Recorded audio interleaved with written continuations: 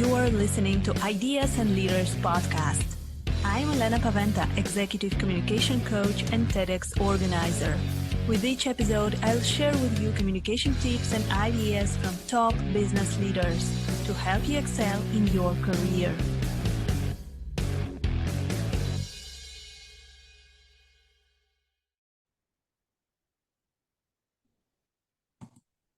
Welcome to the next episode of Ideas and Leaders podcast. Today, I'm speaking with Sarah Olivieri. She is a nonprofit business strategist, #1 international best-selling author, and former executive director. And today, we're going to speak about leadership, of course. Hi, Sarah. It's great to have you on Ideas and Leaders. Hi, thank you so much for having me here.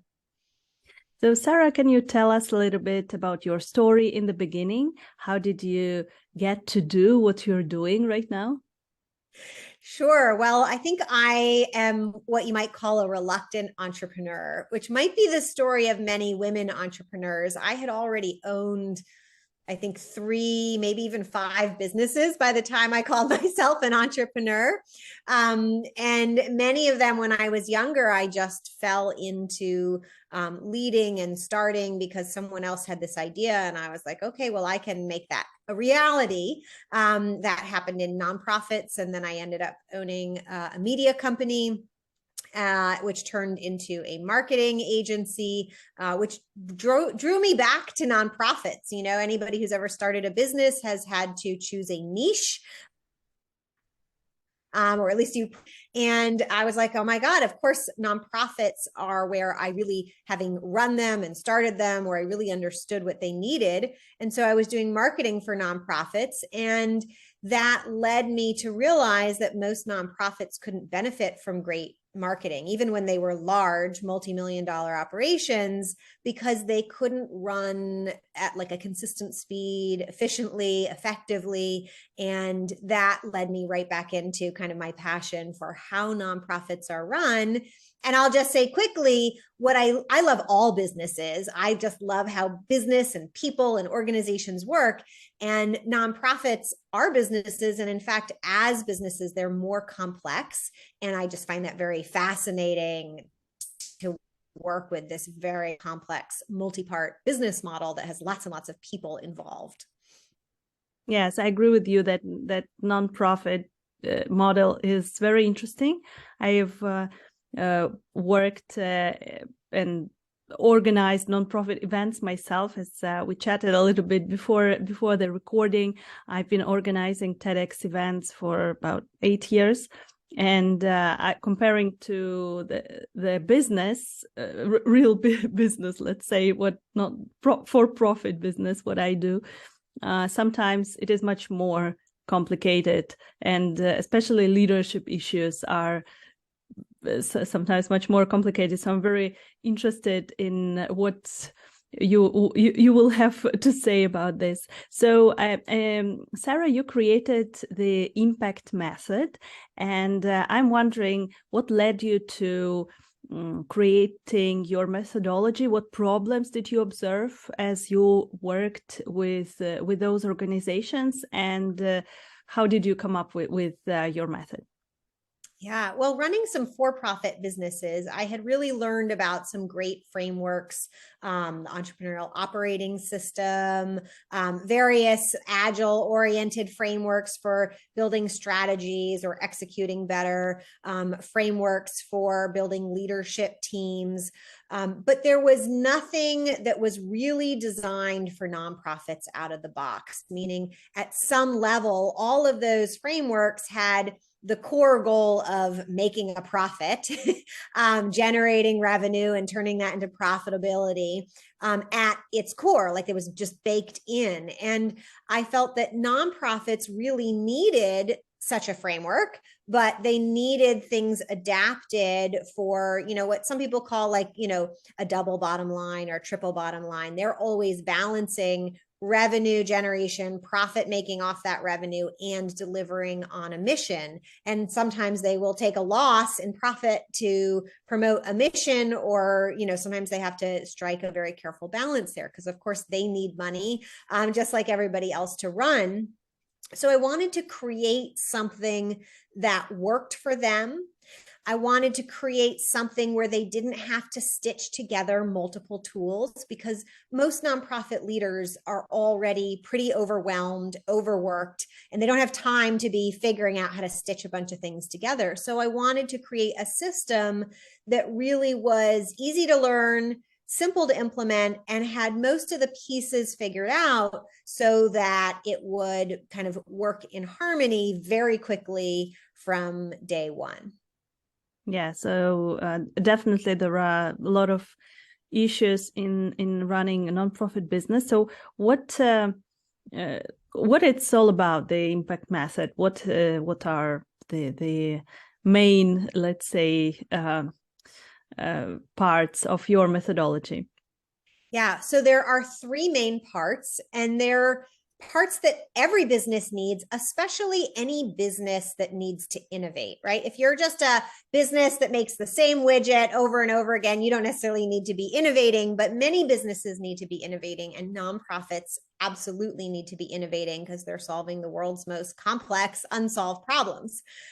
So the three parts are having an actionable strategy, right? So a strategy, I always say, because we throw that word around, but to me, let's just define it. A strategy is a set of goals and the set of tactics that you're going to use to try to achieve those goals. So, but the strategy has to be acted on. And in the impact method, we do that in an iterative way. So rather than, build out a multi-year strategy, our world works too fast for that, where actually building on strategy every 2 months, executing, using kind of agile approaches to be executing quickly.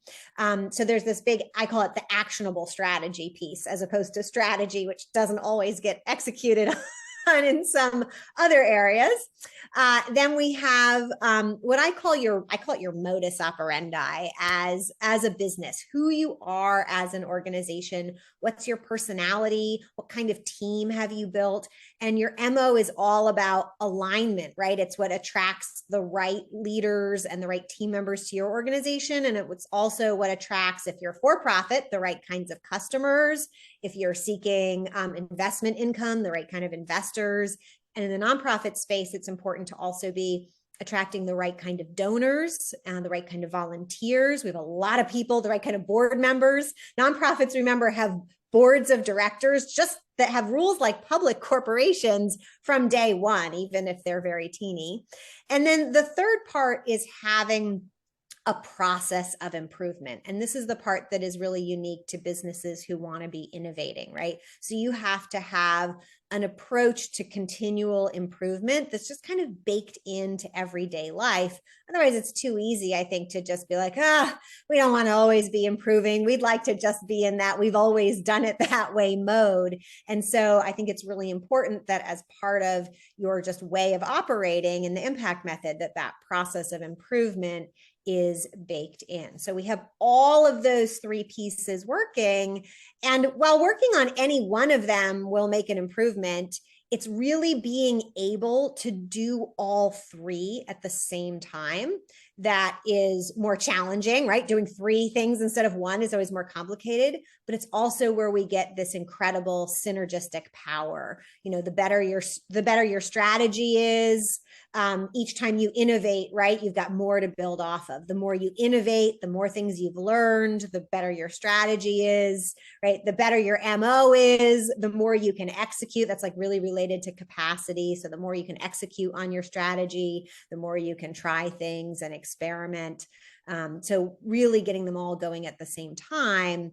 And the magic, I'd say, of the impact method is it's this streamlined way of getting all three going at the same time.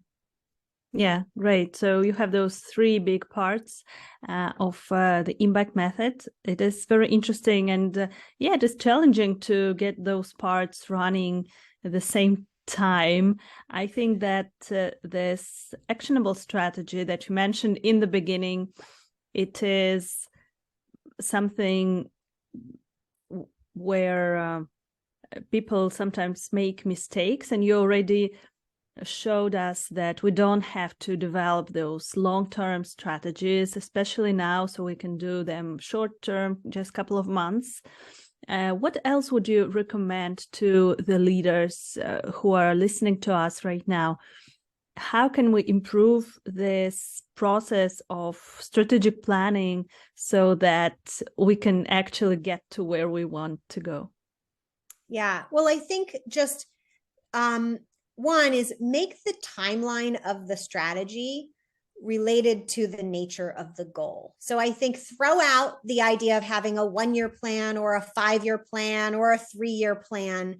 What's important is that when you set a goal, that you think about what kind of timeline makes sense for this goal, right? So a really simple one that you could set long-term, if I just replaced the roof on a building and I replaced it with a 30-year roof, I can set a goal that in 30 years, we have to be prepared to replace the roof, right? That's the natural timeline for that kind of goal. Other goals might be, especially like some marketing goals where you're trying to, reach a new audience or test some new copy. That might make sense. We're just going to, set that goal, but we don't know how well this is going to work. So we don't really have much time frame on the goal initially, but we're just going to take some basic measurements and see where we get to. And then we're going to kind of update with a better time frame. And maybe you're looking at a few months, maybe you're looking at a year. If you're working in a disaster or a crisis type situation, like many of us had to do at the beginning of COVID, you can think about like, okay, like what's our goal for the end of the week, right? Like, just accomplishing, like everybody shifts to working from home and we have 2 days to do it. So let's set the goal for 2 days, right? So goals have a timeline that will make sense for that goal. And I'd love you to start thinking about your timeline. And you may have many timelines going depending on the nature of your goals. I think another thing that's really, really important for people to know is the fewer goals you're working on at once, the more successful you will be at achieving them. And people like to think, oh, we're big, we have lots of capacity, we can have a bunch of goals, but really this applies to you too. Even if you're a giant corporation, the fewer goals, and that may be, so one is great. If everybody just works on one goal at a time, you're going to move very quickly. 2 or 3.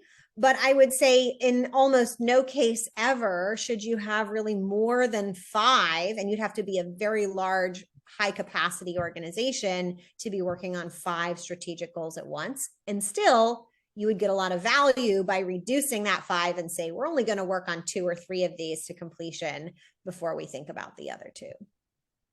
Yeah, so 2 very important things you mentioned here. First is having timeline for your goals.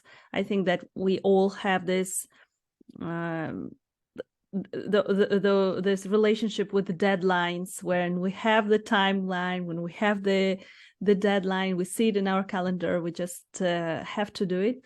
Sometimes strategic planning is very not concrete. We don't know what is when we're going to do what we need to do actually to achieve it. So it is very important to set timelines and to have those shorter goals and fewer goals. It is so important, fewer goals, to actually make sure that things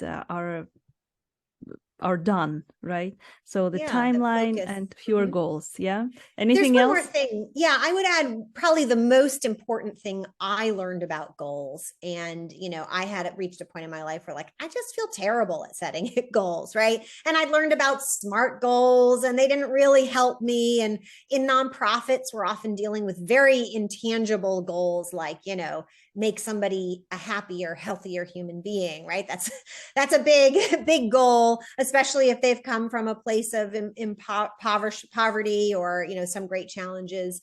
So as I dug in to really understand goals, I think that the thing that was missing from SMART goals and the thing that's missing from OKRs, objectives and key results, is that you have to be clear that some goals are outcomes. They are results that you do not have control over.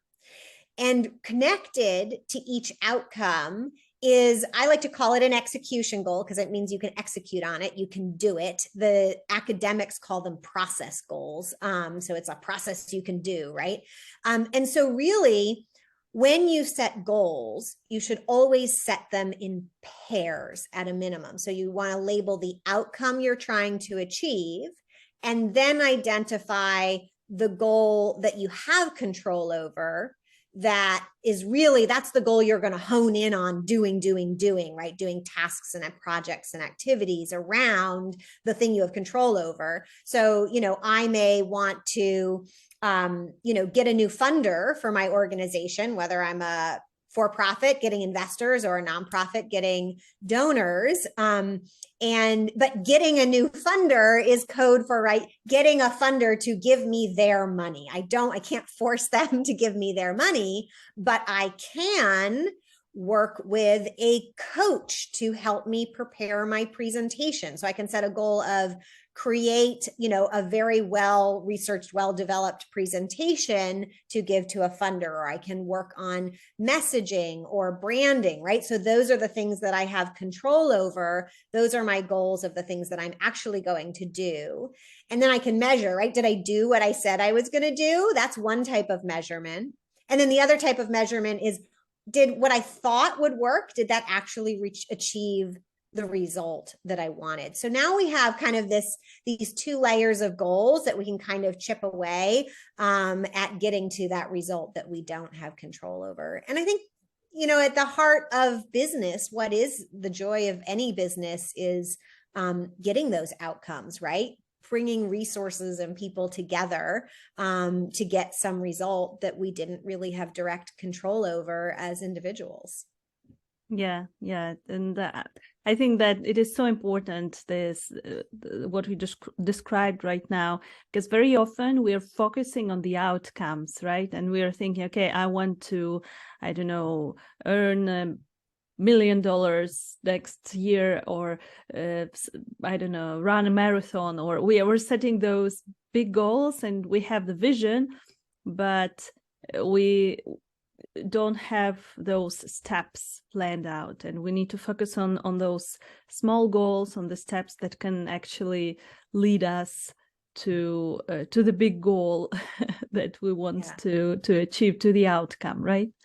Absolutely. And when you have those steps, life is more fun because you get to sit down each day or stand up at your desk or however you work and say, okay, these are the things that I planned to do, that I decided were the most likely to succeed.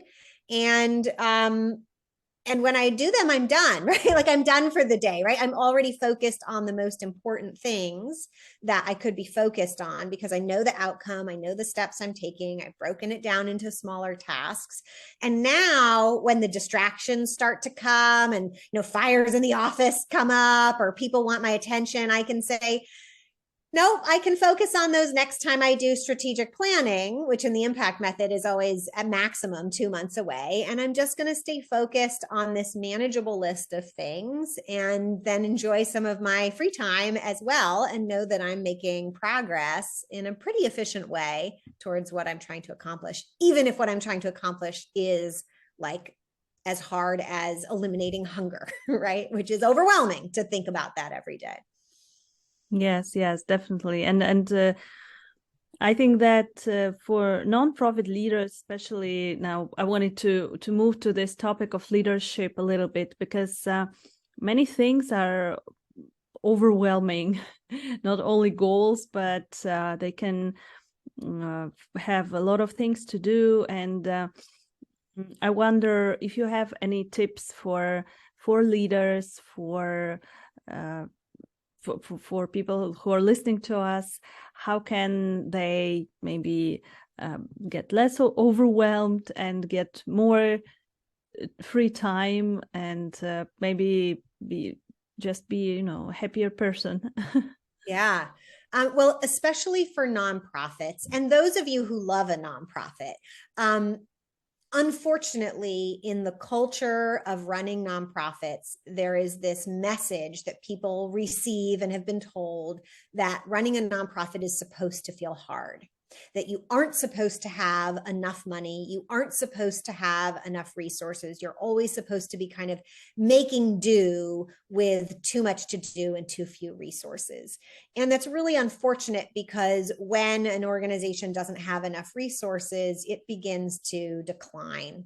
And you actually, so this, when it starts to feel hard, when it starts to feel overwhelming, that should be a warning sign that says, hey, we're not doing something right, right? It should feel like when the entrepreneur goes like, oh my God, we don't have enough cash flow, or our bank account is running low, or revenue is dropping, right? That sends off big alarms to start fixing some problem or finding some problem. And that is what, all business owners, and usually in a for-profit, the money follows or is the predecessor of the overwhelm. And so we have this warning system that we listen to, but nonprofits have been told not to listen to those signals. So my first tip is really listen to that. If you are overwhelmed, if you're going, we don't have enough money, we don't have enough resources, stop trying to proceed to have an impact, to have that outcome without sufficient resources. Start resource building, build your fundraising capacity, build your base. Do not settle for this. It's just okay for it to feel hard and I should just sacrifice myself. I mean, the nonprofit space is full of wonderful people who are ready to martyr themselves, and you don't need to martyr yourself. You can have the same impact. You can have greater impact with more joy. So I think that's really, really important. Otherwise, I think, some things that come up for my clients a lot is you control your time, right? If you want more time back in your day, schedule more time back in your day, right? You control the pace, especially if you're a leader. You decide how quickly things move, right? And you can control that by when someone emails you, do you email them back instantly? Do you email them back after hours? Or do you control the pace of that conversation and make it a pace that works for you? Because as soon as you start rushing, you're going to start making mistakes. Things are going to start piling up. And so really always avoiding rushing. You have the capacity you have, and don't try to do more than you are actually capable of in a day. Does that make sense? Yes, I love it. You control your time. I need to put it in front of my desk to look at it all the time, to remind myself about it. Because sometimes it is hard, but it is true. We need to take care about ourselves first as leaders in order to be able to lead the teams, to take care about them as well. And what is your definition? Or how would you describe a great leadership? Who is a great leader? What qualities do they need to have, in your opinion? Yeah, well, I think, one thing that differentiates leaders for me is leaders are people who are willing to take on an outcome as a goal. They're willing to take responsibility and accountability for something that they don't necessarily have a lot of control over. And that's a scary thing. And it's not for everybody. So leaders are people who they have this certain level of willingness to take a risk, where the potential for reward is quite high. But of course, the risk often goes up as that potential for reward goes up. And so then whether or not in that process of trying to achieve that outcome, you are more of a servant leader or you're building your team. I think it kind of depends on what's called for in the moment, or what where your natural strengths lie. I think anybody who has that tolerance for risk is capable of learning the rest of the skills to be a great leader for the situation they have. And usually being a great leader means building a team of other leaders to work with you at some level. So you don't have to have all of the leadership skills. You just ultimately need to build a team of people who are also willing to take on outcome type goals, outcomes, and make sure that you have all the leadership skills amongst you as a group. Yeah. So, Sarah, to sum up what we discussed, what would you recommend to the leaders, to listening to us, to our listeners? what would you leave them with about the topics that we discussed about nonprofit leadership and strategic planning? Well, two pieces. One is if you're thinking, oh my God, where do I start? Well, you can start with all three things that we talked about: actionable strategy, process of improvement, and your MO. If you really need the best place to start, what I have found over the years is that starting with your MO, starting with capacity building is key, because if you don't have capacity to go anywhere, it doesn't matter what your strategy is, because you're not going to get very far. So I think starting with capacity building, starting with really understanding who you are internally as an organization, and then building out from there is a really great place to get in touch with. Otherwise, what I love to tell every business owner, every leader out there, is that learning about leadership, learning about business is not rocket science. There's lots of great advice. You can get even better advice if you pay for it, or if you're willing to read a book end to end. The hard part is actually doing it. So whatever it takes to get yourself to follow any of the good advice that you've heard on this podcast or anywhere else, right? It is the following it. It is the taking action that is the challenging part. And so whatever kind of bravery or go get them or oomph or encouragement I can give you to just try something is what I would love to give you as my gift, if I can, digitally. Perfect. Thank you very much. It is so important to act, not only to plan and to think about it. So, Sarah, if our listeners want to reach out to you, to contact you, where can they find you? Yeah, the best place is pivotground.com. You can learn about the impact method there. You can find links to my YouTube channel, free resources. You can find me on LinkedIn. You can just search for Sarah Olivieri, but just go to pivotground.com, and I would love to hear from you. Perfect. Thank you so much, Sarah, for speaking on Ideas and Leaders today. Yeah, my pleasure. Thank you. Thank you for listening to Ideas and Leaders podcast. Did you enjoy this episode? Let me know that you listened by tagging me in your LinkedIn profile and using a hashtag Ideas and Leaders. See you in the next episode.